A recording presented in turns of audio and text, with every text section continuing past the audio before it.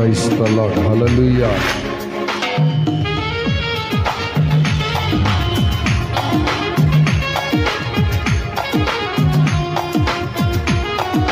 చప్పట్లు కొడదాం.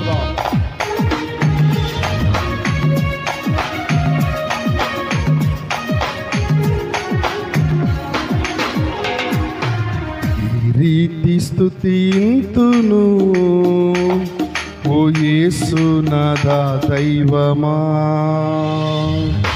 ఈ రీతి కీర్తును నీ ప్రేమ మధురంబును, ఈ రీతి స్తుతింతును ఓ యేసునాథా దైవమా, ఈ రీతి వర్ణింతును నీ ప్రేమ మధురంబును, నీ కృపలన్నీ తలపోసుకొనుచు నీ పాదాలు చేరనయ్యా, నీకు కృతజ్ఞతలు చెల్లింపమదిలో నా కన్నీళ్ళు మిగిలాయ్యా, ఈ రీతి స్తుతింతును ఓ యేసునాథా దైవమా, ఈ రీతి వర్ణింపను నీ ప్రేమ మధురంబును. చప్పట్లు కొడదాం.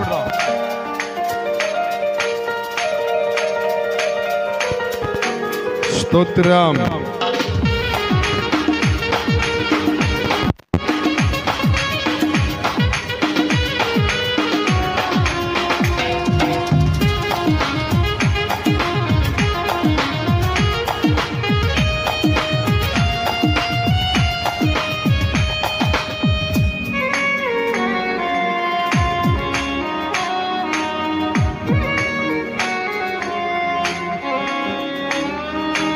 ఏకాకినై నే దుఃఖార్తిలో ఏ తోడుగానని నాకు, ఏ మౌదును ఎటు పోదును ఎటు తోచక ఉన్న నన్ను,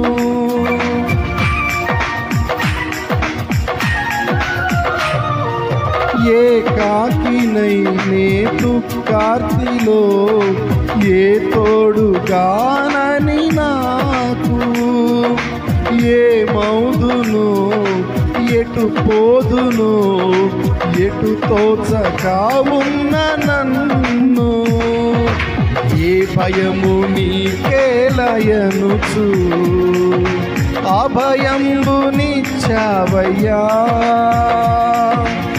ఏ దారి కనపడని వేళ నీ ఒడిలో దాచావయ్యా, ఈ రీతి స్తుతింతును ఓ యేసునాథా దైవమా, ఏ రీతి వర్ణింతును. ప్రియ దేవుని బిడ్డలారా, కొన్ని నిమిషాలు ఒక క్లుప్త వర్తమానాన్ని మీ ఎదుట నేను పంచుకుంటాను. ముందుగా దేవునికి స్తోత్రం. ఇశ్రాయేలీయులు దేవుని ప్రభావము లేకుండా కనబడతా ఉన్నారు. దేవుని ప్రభావము వారి జీవితాలలో వారి బ్రతుకులలో లేదు. కారణం ఏమిటయ్యా అంటే, ఫిలిష్తీయులకు ఇశ్రాయేలీయులకు యుద్ధం జరుగుతూ ఉంది.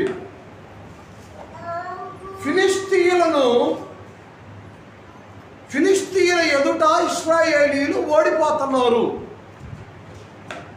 వాళ్ళు ఆలోచన చేశారు, మేమెందుకు ఓడిపోతున్నాము అని చెప్పని ఆలోచన చేసి వాళ్ళు ఏం చేశారయ్యా అంటే, షిలోహులో ఉన్నటువంటి దేవుని మందసాన్ని తీసుకొని వచ్చి వారి దండులో పెట్టుకొని వారు యుద్ధం చేస్తున్నారు. అలా ఏ స్థలంలో నుంచి దేవుని మందసాన్ని తీసుకొని వచ్చారు? అమ్మా మీరే వాళ్ళు నువ్వు ఏ స్థలంలో నుంచి మందసాన్ని తీసుకొని వచ్చారు? నిన్నే. ఈడ వాక్యం చదువుతుంటే మీరేమో శుభ్రంగా తిరగేసుకుంటున్నారు, మరేం తిరిగేస్తున్నారు? జాగ్రత్తగా వినండి.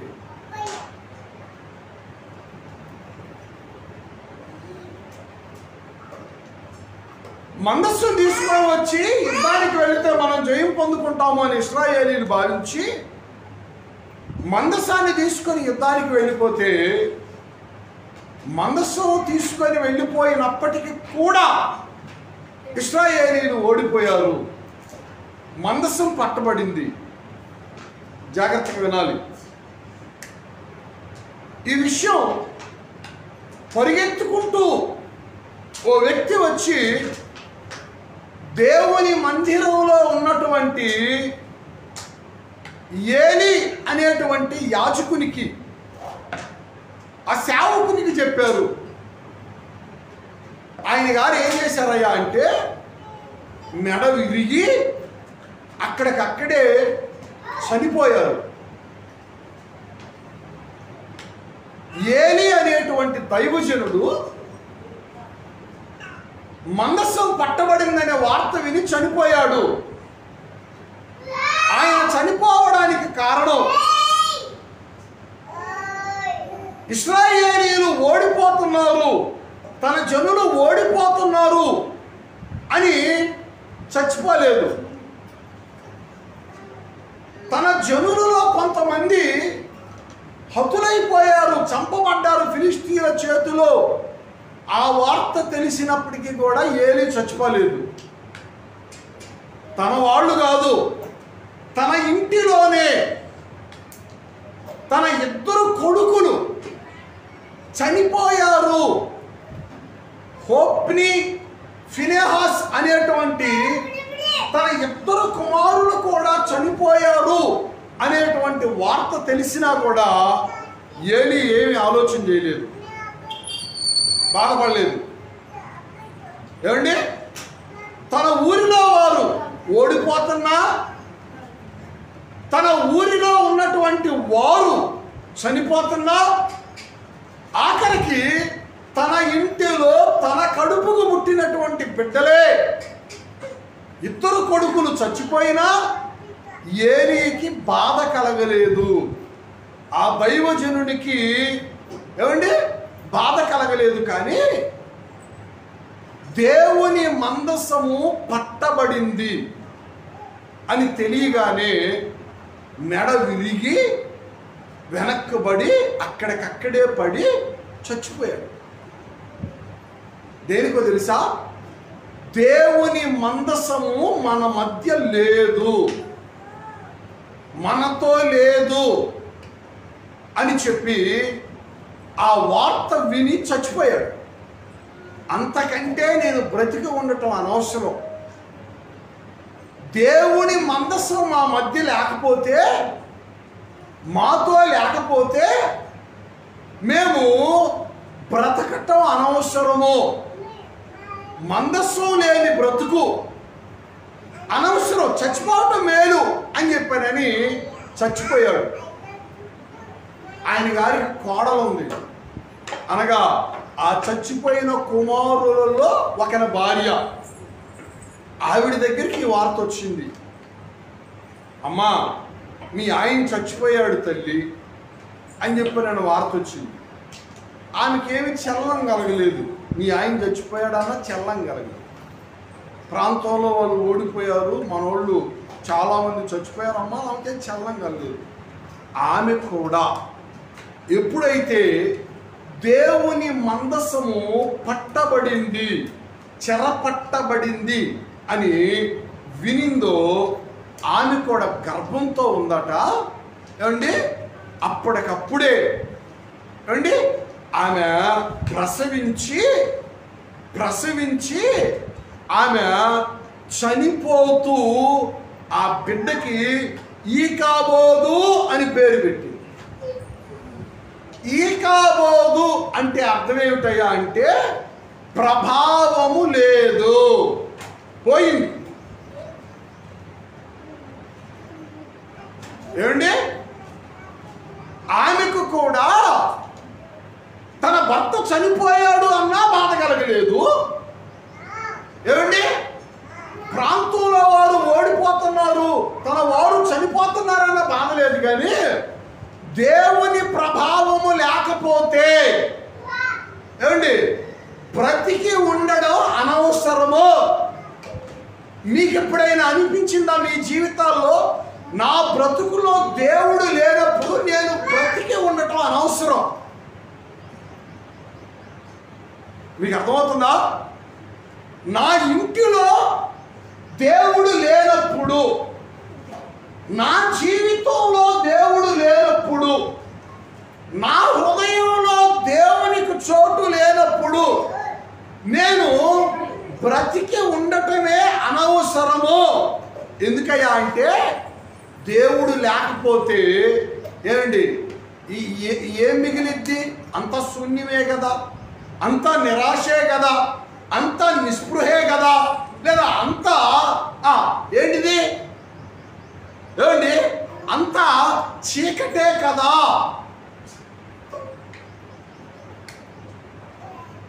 దేవుడు లేకపోతే, దేవుని యొక్క ప్రభావము లేకపోతే, దేవుని యొక్క మందసము అనేటువంటిది లేకపోతే,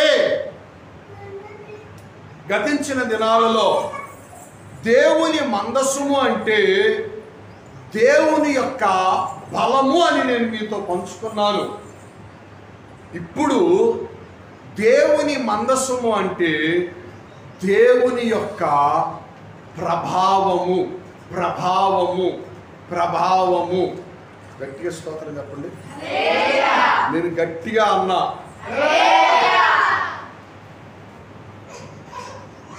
ఏ ప్రభావము? చెప్పండి చెప్పండి. ఏ ప్రభావము? దేవుని యొక్క ప్రభావము. ఏమండి, మన జీవితాలలో దేవుని యొక్క ప్రభావము కావాలి, దేవుని యొక్క ప్రభావము ఉండాలి. ఏమండి, నెంబర్ 1 దేవుని యొక్క నామము అనేటువంటిది ప్రభావము కలిగినటువంటిది. చూడండి, కీర్తనల గ్రంథము 138వ కీర్తన 5వ వచనం చదవండి. కీర్తనల గ్రంథము 138వ కీర్తన 5వ వచనం. యెహోవా మహా ప్రభావము గలవాడని వారు యెహోవా మార్గములను గురించి గానము చేసెదరు. చాలు. దేవుని యొక్క నామము అనేటువంటిది ప్రభావము కలిగినటువంటిది, మహాప్రభావము కలిగినటువంటిది దేవుని యొక్క నామము. దేవునికి స్తోత్రం. హల్లెలూయా. ఏమండి, ఏది ప్రభావం కలిగిందంట చెప్పాలా? దేవుని యొక్క నామము. ఏమండి, ఆయన నామము ప్రభావము కలిగినటువంటిది.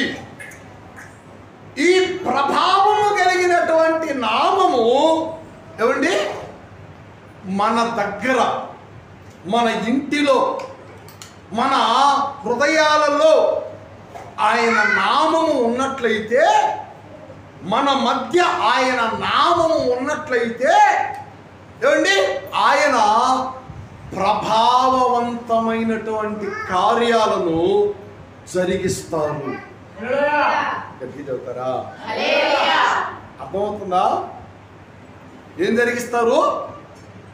ప్రభావవంతమైనటువంటి కార్యాలను ఆయన జరిగిస్తారు. ఓ గుంపు ఉందండి, ఓ గుంపు,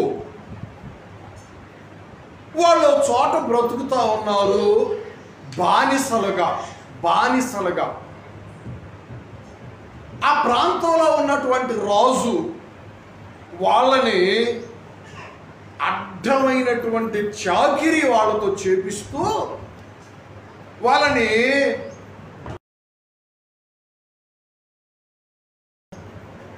వాళ్ళ పనికి తగిన జీతాలు ఇవ్వకుండా, వాళ్ళకి సరైనటువంటి ఆహారము పెట్టకుండా, వాళ్ళ కడుపులేవో మాడుస్తూ ఉండి వారితో వెట్టి చాకి శ్రమలు పెడుతున్నటువంటి దినాలు ఆ దినాలు. ఒకసారి ఆలోచన చేయండి. పనికి తగిన జీతం ఇవ్వలేదనుకోండి, ఏమండి, రోజంతా పని చేసుకొని పని చేపించుకొని, అన్నమాట అర్థమవుతుందా? మీకు ఒక 50 రూపాయలు ఇచ్చి పంపారు అనుకోండి, ఈ రోజుల్లో మీరు సంతోషంగా తీసుకుంటారా? ఏమండి, రోజంతా పని చేయించుకొని మీకు అసలు పట్టెడు అన్నం కూడా పెట్టలేదు అనుకోండి, మీరు సంతోషంగా మీరు ఉంటారా? ఇశ్రాయేలీయులు ఫరో చేతి కింద ఏమండి బానిసలుగా బ్రతుకుతున్నారు, వెట్టి చాకిరి చేస్తున్నారు, బహు ఇబ్బందులకు గురి చేస్తా ఉన్నాడు. ఒకనొక దినాన వారు దేవునికి మొరపెట్టారు, వారిని విడిపించాడు. ఏమండి, దేవుని వాక్యం సెలవిస్తున్న మాట ఏంటయ్యా అంటే, మీరు ఆ మాట చదవండి. నెహెమ్యా గ్రంథము 1వ అధ్యాయము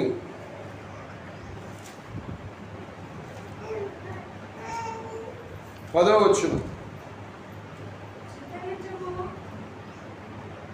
చిత్తగించుము, నీవు నీ మహాప్రభావమును చూపి నీ బాహుబలము చేత విడిపించిన నీ దాసులకు నీ జనులు వీరే అంటున్నాడు. ఎవరి గురించి మాట్లాడుతున్నాడు? ఇశ్రాయేలీయుల గురించి మాట్లాడుతున్నాడు. ఏమని మాట్లాడుతున్నాడు? అయ్యా, వారు ఐగుప్తులో ఉన్నప్పుడు వారిని నీ బాహుబలాన్ని కనబరిచి నీ ప్రభావము చేత, నీ మహాప్రభావము చేత వారందరిని కూడా ఆ ఐగుప్తు చెరలో నుంచి విడిపించారు. ఐగుప్తుని ఏమన్నారయ్యా అంటే చెర. ఐగుప్తుని ఏమన్నారయ్యా అంటే ఇనుప కొలిమి. నా మాట అర్థమవుతుందా? ఏమండి, చెర, ఇనుప కొలిమి. ఏమండి, దానిలో నుంచి ఇశ్రాయేలీయులట దేవుడు విడిపించారు. ఏ రీతిగా విడిపించారు?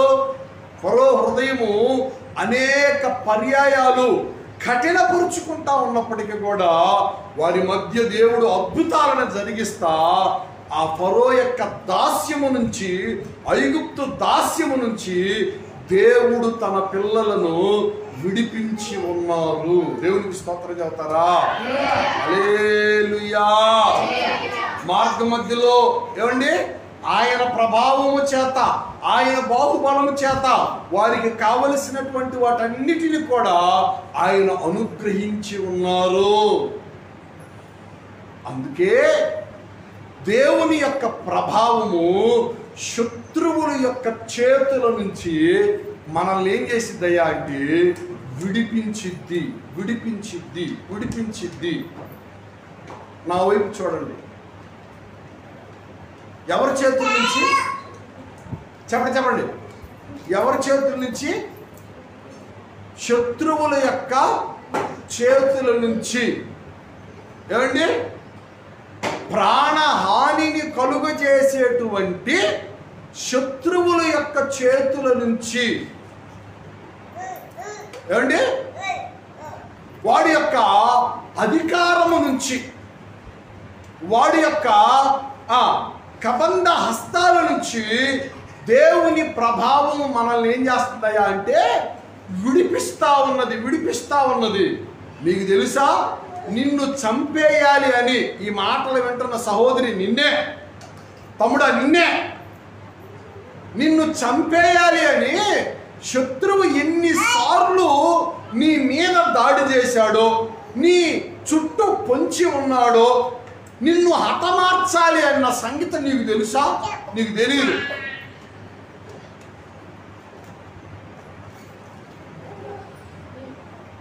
ఏమండి, మరణము ఎక్కడా అని ఎవరన్నా చెప్పగలరమ్మా?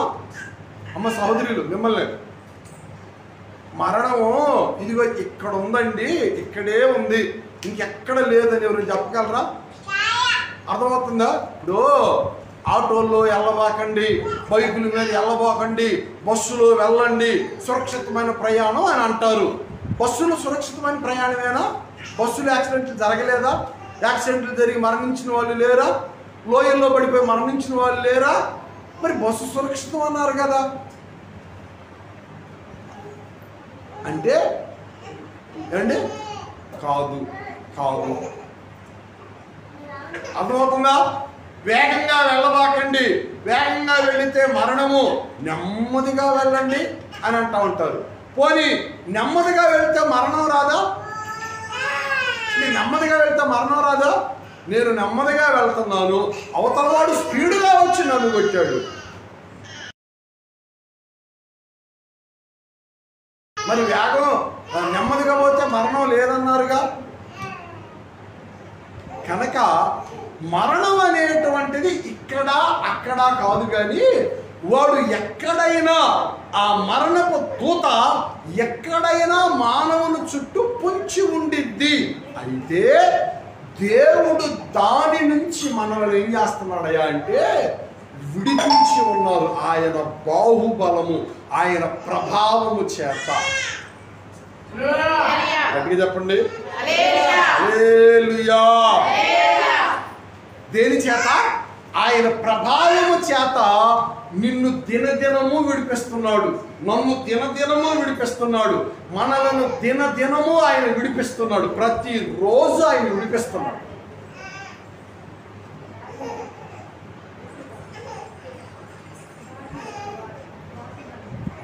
చెల్లా, తమ్ముడా, నీకు ఒక విషయం తెలుసా? కొంతమంది హాస్పిటల్లో జాయిన్ అయితే రెస్పిరేటర్ పెడతారు. రెస్పిరేటర్లు ఎందుకయ్యా అంటే వాళ్ళకి దినదినము వాళ్ళ ఆయుష్కాలను పొడిగిస్తూ ఉంటారు. రెస్పిరేటర్ పెడితే ఏమంటే పొడిగిస్తూ ఉంటారు. మనం బయట ఉన్నామనే పేరే కానీ ఏమండి, మనము రెస్పిరేటర్ పెట్టబడినటువంటి వారమే. మన ఆయుష్కాలాన్ని ఆయన పొడిగిస్తున్నాడు. ఇదిగో రేపు, ఎల్లుండి, ఆవులెల్లుండి, ఇదిగో వచ్చే సంవత్సరము, ఆ పై సంవత్సరము పొడిగిస్తున్నాడా? అపవాదేమో వాడేమో కబలించాలి అని చూస్తుంటే వాడి హస్తాల నుంచి విడిపించి, వాడి అధికారం నుంచి మనల్ని విడిపించి, ఆయన ప్రభావాన్ని మన ఎడల కనబరిచి, ఆయన మనల్ని విడిపించి ఏమంటే నడిపిస్తున్నారు.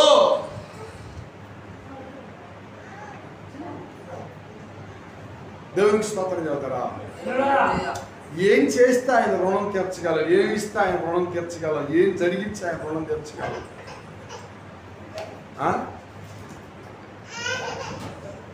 ఏమండి, ఏం చేస్తే ఆయన రుణం తీర్చగలవండి? ప్రారంభంలో ఒక పాట పాడాము, తర్వాత మీరు ఇంటికి వెళ్ళిన తర్వాత చూడండి, అవసరమైతే నేర్చుకోండి ఆ పాట. ఒక వ్యక్తి మరణ పడకలో ఉండి ఇక నేను బయటికి రాను అనేటువంటి స్థితిలో ఉన్నప్పుడు మనుషులు ఏం చేయలేరు, వైద్యులు ఏం చేయలేరు, ఎవరు ఏం చేయలేరు. ఏదన్నా చేయగలిగితే దేవుడే చేయాలి, నన్ను బ్రతికించాలి అని చెప్పని అనుకుంటే దేవుడు ఆయన గారిని బ్రతికిస్తే కృతజ్ఞతతో ఒక పాట రాశాడు. ఆ పాట పాడారు. ఏమండి, మనం అందరం కూడా ఆ పాట పాడుకోవలసిన వారమై ఉన్నాము. ఎందుకయ్యా అంటే మనలను ఏమండి అపవాది యొక్క అధికారం నుంచి, వాడి యొక్క హస్తాల నుంచి ఆయన మనలను విడిపించి ఉన్నారు కనుక. ధ్వజస్తంభాలు చూస్తున్నారే, నోర్లు.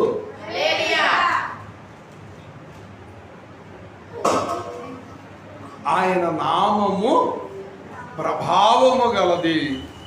ఆ నామమును మీరు నిరంతరము కూడా ధ్యానించుచుందురుగాక.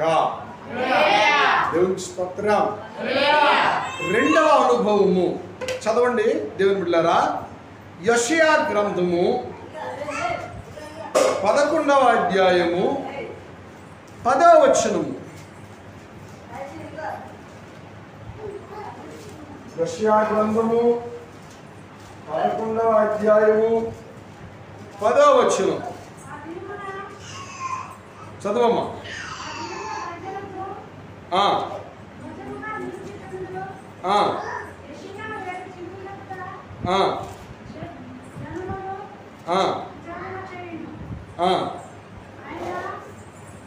ఆయన విశ్రమ స్థలము ప్రభావము గలదగును. రెండవ అనుభవం ఏమిటయ్యా అంటే దేవుని యొక్క విశ్రమ స్థలము ప్రభావము గలది. స్తోత్రం చెబుతారా? మొదటిది ఏం ప్రభావం కలిగింది చెప్పాలా? దేవుని యొక్క నామము ప్రభావము కలిగినది. రెండవది దేవుని యొక్క విశ్రమ స్థలము అంటే అర్థం ఏంటి? విశ్రమ స్థలము అంటే దేవుని యొక్క మందిరము. స్తోత్రం. హల్లెలూయా. మీరు కీర్తనల గ్రంథము 132వ కీర్తన 14వ వచనం చదవండి. 132వ కీర్తన 14వ వచనం. ఇది నేను కోరిన స్థానము, ఇది నిత్యము నాకు విశ్రమ స్థానముగా ఉండును.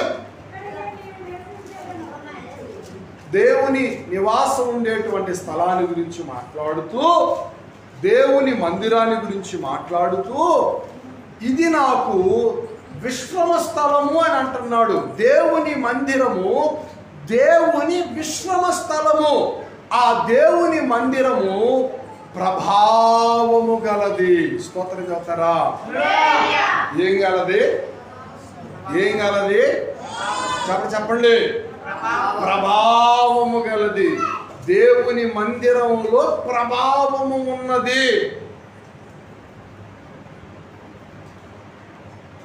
ఏమండి, మీకు ఎంతమందికి తెలుసు ఆ విషయం? నువ్వు కన్నీళ్లతో ఈ స్థలానికి వస్తే అండి నీ కన్నీళ్లను తుడిచి దేవుడు ఇక్కడి నుంచి పంపిస్తాడు. నువ్వు దుఃఖంతో వస్తే నీ దుఃఖాన్ని తొలగించి ఆనందంతో ఆయన ఇక్కడి నుంచి నిన్ను పంపిస్తారు. నువ్వు వేదనలోను బాధలోను వస్తే నీ బాధని నీ చింతని తీసివేసి ఆయన ఇక్కడి నుంచి నిన్ను పంపిస్తారు. ఒకవేళ నువ్వు అనారోగ్యంతో వస్తే దేవుడు నీకు ఆరోగ్యాన్ని ఇచ్చి ఆయన ఇక్కడి నుంచి నిన్ను పంపిస్తారు. నీవు అప్పులలో ఉండి వచ్చినట్లయితే నిన్ను దేవుడు ఐశ్వర్యవంతుడిగా, అనేకులకు అప్పు ఇచ్చేటువంటి వాడుగా ఆయన నిన్ను మారుస్తారు. దేవునికి స్తోత్రం. హల్లెలూయా. ఎందుకయ్యా అంటే ఆయన నామము ఏమండి, ఆయన ప్రభావము దేవుని మందిరంలో ఉన్నది.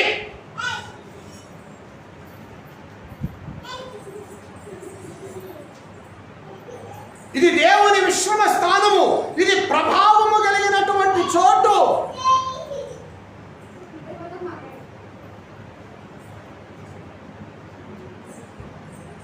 దీని విలువ నీకు తెలిస్తే దీనిని విడిచిపెట్టము. ఏమండి, దీనిని మనం వదిలిపెట్టము. ఎందుకంటే ఇది ప్రభావము కలిగినటువంటిది. దేవునికి స్తోత్రం. హల్లెలూయా. ఏమండి, 18 సంవత్సరాల నుంచి నడుము వంగిపోయినటువంటి స్త్రీ సమాజ మందిరంలో ఉన్నప్పుడు దేవుడు ఆమెను చూచి ఆమెను ఏం చేశాడు? బాగు చేశాడు.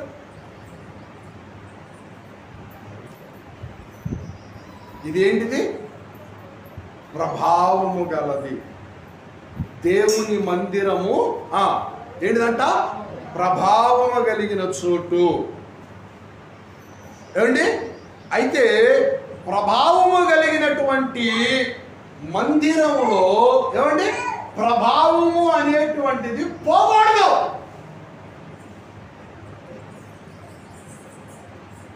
షిలోహు మందిరంలో ఏమండి ఉన్నటువంటి ప్రభావము పోయింది. ఈ రోజుల్లో చాలా మందిరాలు పేరుకే మందిరాలుగా కనబడుతున్నాయి కానీ ఏమండి వాటిల్లో ప్రభావం లేదు. అర్థమవుతుందా? కొన్ని చోట్ల మీరు చూడండి, ఏమమ్మా ఏంటిది అంటే, బాబు ఇది మందిరం అయ్యా. మందిరమా? మరి ఏంటి బయట అంటే ఏమండి మందిరం ప్రాంగణంలో చుట్టూ ఏమో బరిగొడ్లు, ఈ యల్లాపురం అనేటువంటి ప్రాంతంలో ఏమండి దేవుని దాసులు దానియేలు గారు పరిచయం చేసేటువంటి చోట వారి మందిరం దగ్గరికి వెళ్ళేటప్పుడు ఈ మధ్యలో ఒక మందిరం తగిలింది. బరిగొడ్లు కట్టేసి ఉంటాయి మందిరం ముందు. మరి మందిరంలో ఏముంటాయో ఏమండి ఏం పెట్టుకొని ఉంటారో నాకు తెలియదు. ఆరాధనలు లేవు, ప్రార్థనలు లేవు, ఉపవాసాలు లేవు, దేవుని కార్యక్రమాలు లేవు. కొన్ని చోట చూడండి ఏమండి మందిరం వడ్ల బస్తాలకు నిలయంగా మార్చబడింది. నా మాట మీకు అర్థమవుతుందా? దేనికి నిలయమో?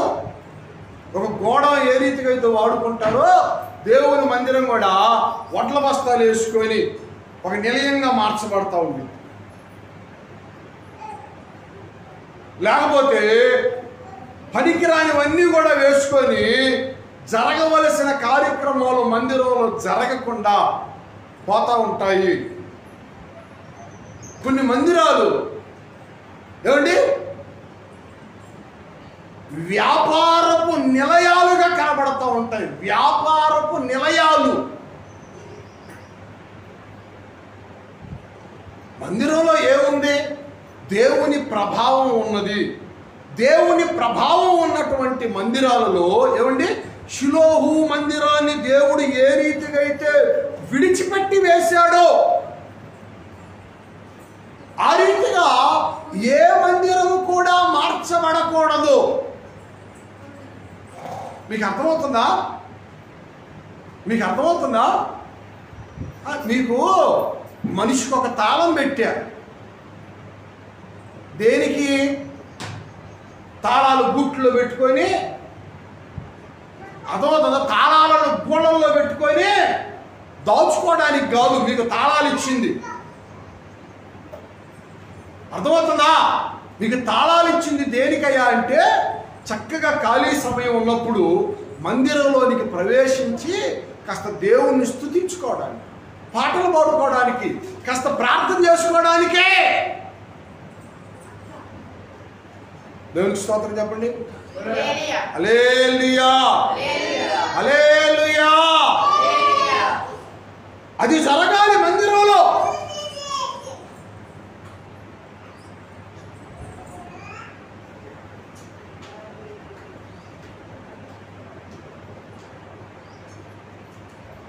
మందిరంలో ఏముంది? చెప్పాలా? ఏముంది? ప్రభావము.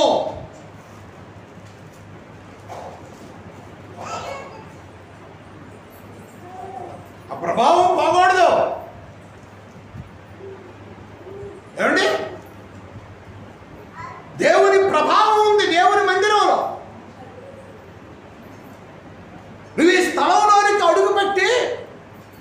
దేనినైతే అడుగుతున్నావో కోరుకుంటున్నావో దానిని ఆయన ప్రభావము చేత ఆయన నీకు ఇచ్చుచున్నారు. నా మట్టుకు నేను ఆలోచన చేసుకుంటా ఉంటాను. అర్థమవుతుందా?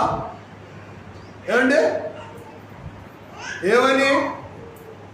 ఈ మందిరంలోనికి ప్రవేశించిన తర్వాత దేవుని మందిరముగా ఏర్పరచబడిన ఈ స్థలంలోనికి ప్రవేశించిన తర్వాత ఎన్నెన్ని కార్యాలను దేవుడు ఎంతెంతమంది జీవితాల్లో జరిగించారో. ఏమండి?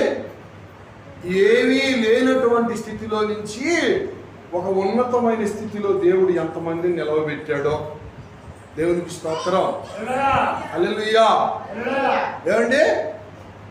ఖాళీ చేతులతో తిరిగేటువంటి అనుభవాల నుంచి ఏమండి మంచి జీతాలు పొందుకునేటువంటి స్థితిలో దేవుడు ఎంత మందిని నిలవబెట్టాడో. ఈ మందిరంలోనికి ప్రవేశించిన తర్వాత ఆయన ప్రభావము ద్వారా వీళ్ళు బతకరు, వీళ్ళు చచ్చిపోతారు అనేటువంటి వారిని సైతం ఏమండి దేవుడు బ్రతికించి మంచి ఆయుష్కాలంతో దేవుడు వారిని నడిపిస్తానే ఉంటాడు. అలాంటి వాళ్ళు ఎంతమందో. మరణాన్ని దేవుడు నిరర్ధకం చేయబడినటువంటి అనుభవాలు ఎంతమందో.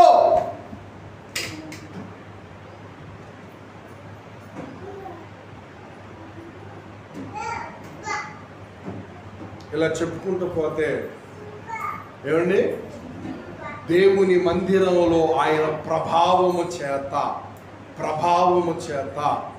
ఏమండి ఆయన కలిగిస్తున్నారు. దేవుని స్తోత్రం చేద్దారా? హల్లెలూయా, హల్లెలూయా. మూడవ అనుభవాన్ని నేను మీకు జ్ఞాపకం చేస్తాను. యెషయా గ్రంథము 30వ అధ్యాయము 30వ వచనము.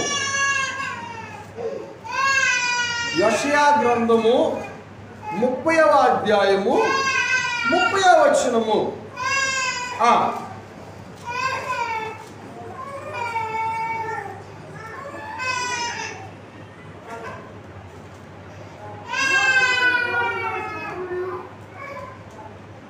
మళ్ళా యెహోవా తన ప్రభావము గల స్వరమును వినిపించును. చాలు. మూడవ అనుభవం ఏమిటయా అంటే దేవుని యొక్క స్వరము, దేవుని యొక్క వాక్కు అనేటువంటిది ప్రభావము గలది. Praise the Lord. హల్లెలూయా. మొదటిది దేవుని నామము ప్రభావము గలది. రెండు, దేవుని యొక్క మందిరము ప్రభావము గలది. మూడు, దేవుని యొక్క వాక్కు, దేవుని యొక్క స్వరము అనేటువంటిది ప్రభావము గలది. Praise the Lord. Hallelujah, hallelujah. ఒకళ్ళ గురించి కాదు, నా గురించి చెప్తా. 2005వ సంవత్సరంలో ఏమండి మరణ పడకలో నేను పడి ఉన్నప్పుడు అందరూ నా మీద ఆశలు విడిచిపెట్టినప్పుడు అపవాది నా దగ్గరకు వచ్చి ఇక నువ్వు చచ్చిపో, ఇక ఈ భూమి మీద నువ్వు ఉండొద్దు అని చెప్పానని నన్ను వాడు నాతో మాట్లాడుతున్నప్పుడు నేను ప్రస్ఫుటంగా ఒక స్వరాన్ని నేను విన్నాను. ఏంటి ఆ మాట? నా తండ్రి నాతో అనలేదు, నా తల్లి నాతో అనలేదు, నా అన్నదమ్ములు కూడా నాతో ఆ మాట అనలేదు, నా ఇరుగు పొరుగు వారు, నా బంధువులు కూడా నాతో ఆ మాట అనలేదు. ఏమండి పరమ తండ్రి అయినటువంటి యేసయ్య ఆ మాట నాతో అన్నాడు. ఏమనయ్యా అంటే నా కుమారుణ్ణి తీసుకువెళ్ళేటువంటి శక్తి నీ దగ్గర ఉందా అని. స్తోత్రం చేస్తారా? హల్లెలూయా. ఇది నా చెవులారా నేను విన్నటువంటి మాట. నా జీవితంలో ప్రస్ఫుటంగా దేవుని యొక్క ఏమండి ఆ కృపను పొందుకున్నటువంటి వాడనై మీ ఎదుట సజీవముగా నిలిచి నేను చెబుతున్నాను. నా కుమారుణ్ణి నీవు తీసుకొని వెళ్ళగలవా? ఆ శక్తి ఉందా? ఇప్పుడు 2005 ఏమండి ఓసారి ఓ అధికారి ఏమండి యేసు ప్రభు దగ్గరికి వచ్చాడు. అయ్యా ఒక దాసుడు ఉన్నాడు, బాగా బాధపడుతున్నాడు, మీరు బాగు చెయ్యాలి అని చెప్పాను. ఏండి ఆయన అంటాడు, పదండి, ఎక్కడికి వెళ్ళాలో ఎవరిని బాగు చేయాలో పదండి అని చెప్పంటే, కాదు కదయ్యా, అక్కడ దాకా మీరు రావలసిన పని కూడా లేదు. ఒక్క మాట చెప్పండి, ఒక్క మాట చెప్పండి. మీరు ఇక్కడ ఉండే రోడ్ల నుంచి బాగుపడిపోతారు. ఏంటి దేవునికి స్తోత్రం చెప్తారా? హల్లెలూయా. ఆ మాట మీరు చదవండి. కీర్తనల గ్రంథము 107వ కీర్తన 20వ వచనం.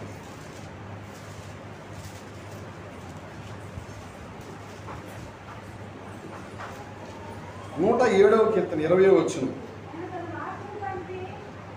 ఆయన తన వాక్కును పంపి వారిని, ఎవరిని? కష్టాలలో ఉన్న, వ్యాధులలో ఉన్న, బాధలలో ఉన్న, కృంగి కృషించి ఉన్న తన పిల్లలను దేవుడు ఏమనపట్ట? తన వాక్కును పంపి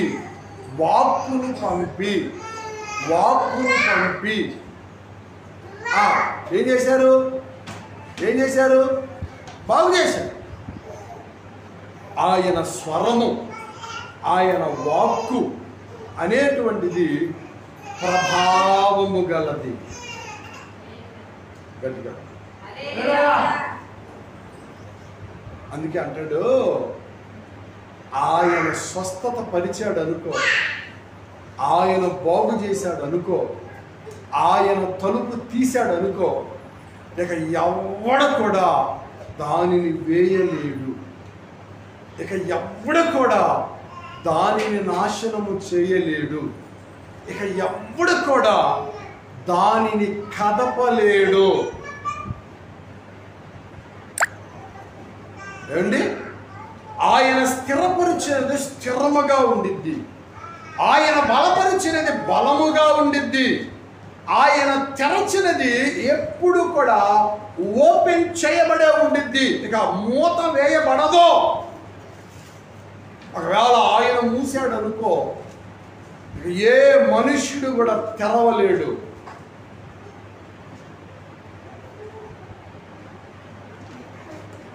ఆయన వాక్కు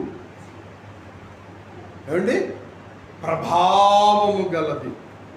ఆ దేవుని ప్రియులరా, 3 అనుభవాలు నేను మీకు చెప్పాను. ఒకటి, ఆయన నామము ఏంటిది?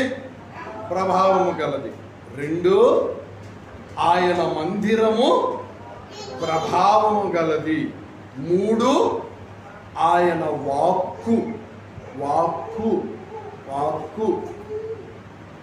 యేసు ప్రభు దగ్గరికి ఒకసారి శిష్యులు వచ్చారు. ఏమండి? వాళ్ళు వచ్చి ఒక కంప్లైంట్ చదువుతున్నారు. అయ్యా, మీరు ఎదురు అక్కడికి వెళ్ళమన్నారు, మేము వెళ్ళాం. వాళ్ళు బస ఏదైనా సిద్ధపరుస్తారేమో కనుక్కోండి అన్నారు. వాళ్ళు ఏమన్నారు? బస లేదు, గిస లేదు, వెళ్ళిపోండి. అర్థమవుతుందా? ఏమి లేదు, బస లేదు, ఏమి లేదు, వెళ్ళిపోండి మీరు ఇక్కడి నుంచి అని చెప్పి అన్నారు. మాకు చాలా కోపం వచ్చింది. అడిగితే వాళ్ళు చేర్చుకారా? మేము ఒక మాట చెబుతాం, ఆకాశం నుంచి అగ్ని దిగి వచ్చి ఎవరైతే మనల్ని చేర్చుకోలేదో వాళ్ళని దహించి వేయమని మేము కోరుకుంటాం, మీరు ఏమంటారు అని అడిగారు. ఇప్పుడు యేసు ప్రభు అంటాడు, నోరు మీరు ముయ్యండి, ఏమండి?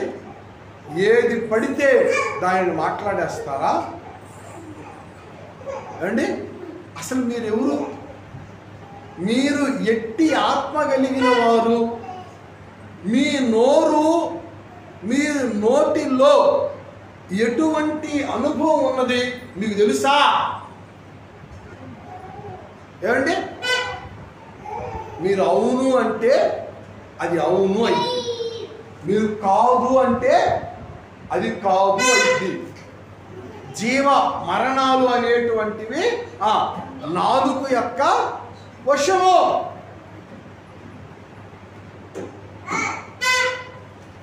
మీరు పాపాలు నిలిచి ఉండాలి అని అంటే అవి నిలిచి ఉంటాయి, క్షమించబడాలి అని అంటే అవి క్షమించబడతాయి. మీ నోటిలో ఏముంది? ఏమండి? మీ వాక్కులో ఏముంది? చెప్పండి చెప్పండి, ఏముంది? ప్రభావము. చెప్పాలా? ఏముంది? ప్రభావము. అందుకే ఎప్పుడు కూడా పాజిటివ్గానే మాట్లాడాలి, ఎప్పుడు కూడా పాజిటివ్గానే థింక్ చేయాలి, ఎప్పుడు కూడా పాజిటివ్గానే ఆలోచన చేయాలి. అర్థమవుతుందా? అమ్మ వెనకోళ్ళు నేను ఆలోచన చేయాలి. నువ్వు మాట్లాడినా పాజిటివ్గానే మాట్లాడాలి, నువ్వు ఆలోచించినా పాజిటివ్గానే ఆలోచన చేయాలి. ఏమండి? నువ్వు నెగిటివ్గా ఆలోచన చేయకూడదు. నీ బిడ్డల గురించి సంబోధించాలనుకో, పాజిటివ్గానే సంబోధించు. నా బిడ్డలు ప్రయోజకులు అవుతారు, గొప్పోళ్ళు అవుతారు, ఉన్నతమైన స్థితిలో ఉంటారు అని చెప్పానని పాజిటివ్గానే నీ బిడ్డలను సంబోధించు. అంతేగాని ఏమండి వీడి కాళ్ళు ఇరిగిపోను, చేతులు ఇరిగిపోను, ఇంకేం ఇరిగిపోను. కొంతమంది తల్లులు చూడండి, నోటికి ఏ మాట వస్తే ఆ మాట అంటూ ఉంటారు.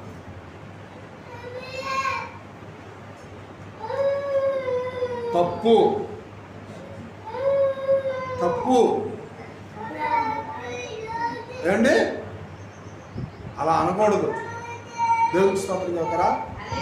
హల్లెలూయా. ఏమండి? మీ నోటిలో ఏముంది?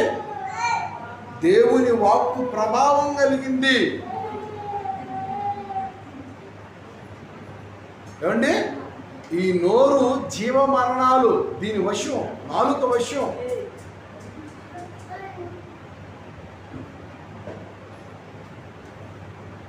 నువ్వు అవునంటే అవును, కాదంటే కాదన్నమని. అందుకే అటువంటి ఈ నోరు ఎలా ఉండాలి? చెప్పండి. ఈ నోరు ఎలా ఉండాలి? ఎలా ఉండాలి? పరిశుద్ధమైనదిగా ఉండాలి. ఎలా ఉండాలి? పరిశుద్ధమైనదిగా ఉండాలి. పరిశుద్ధమైనదిగా ఉండవలసిన నోరు బూతులను ఉచ్చరిస్తే నీ నోటిలో ప్రభావం ఉండదు. అర్థమవుతుందా? పరిశుద్ధమైనటువంటి నోరు బూతులను ఏమంటే ఉచ్చరించినట్లయితే నీ నోటిలో ప్రభావం అనేటువంటి అనేటువంటిది ఉండదు. ఏమండి, ప్రభావవంతమైన ఈ నోటిలో దేవుని ఉచ్చారణ, దేవుని స్తుతి ఉండాలి. అర్థమవుతుందా?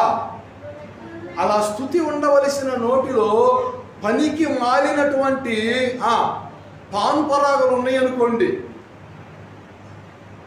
పుట్కాలో మట్కాలో లేకపోతే సారాయి సీసాలో బ్రాందీ సీసాలో నోటిలో ఉన్నాయనుకోండి, నీ నోటిలో ఏమి లేదు? చెప్పండి, ఏమి లేదు? ప్రభావము లేదు. విడిచిపెట్టిపోయింది, నీ నోటిని ప్రభావం విడిచిపెట్టిపోయింది. నీ వాక్కులో ప్రభావం లేదు. నువ్వేమో ప్రార్థన చేస్తా ఉంటావు, దేవా దేవా దేవా దేవా దేవా దేవా దేవా దేవా దేవా అని అంటూ ఉంటావు. అసలు నీ ప్రార్థన నీ ఇంటి పైకప్పు కూడా దాటిపోతుంది.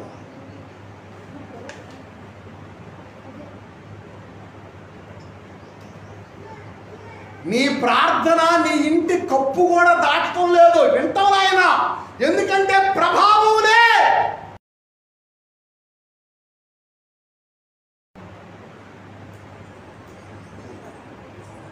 ఒకరి నోరు శాపముతో నింపుకొని, అపవిత్రమైన వాటితో నింపుకొని, ఏమండి, దేవునికి ప్రార్థన చేసినంత మాత్రం చేత ఆయన ఏమన్నా వింటాడా? ప్రభావం లేదు, తొలగిపోయింది. మనకు తెలుసు కదా సంసోను గురించి. సంసోను ఏమండి, దేవునికి నాజీరు చేయబడిన సంసోను ఎదుటికి ఏ బలాఢ్యుడు వచ్చినా సరే, ఏమండి, సింహారం నోలనంట, ఏమండి, పట్టి మేకపిల్లను చీల్చినట్టుగా చీల్చి పడేసేవాడంట సంసోను.